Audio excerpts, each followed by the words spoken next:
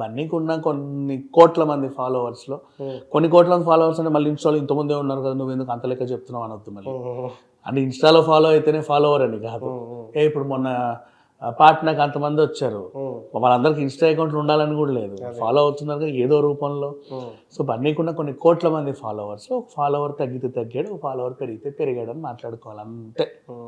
అది కొంత కొంత అభిమానులు ఏంటి ఎవరి అభిమానులు నేను చెప్పను కానీ ఈ సినిమాతోని కొంచెం అహంకారం గర్వం ఎక్కింది అన్నట్టు కూడా మాట్లాడుకుంటారు. ఎవరికి? ఇంకెవరికి? మన ప్యాన్ ఇండియా ఇప్పుడు ప్రస్తుతం అల్లు అర్జున్ ఆఫ్ కోర్స్ పెరిగినా తప్పు లేదు, బికాజ్ తన అర్హుడు.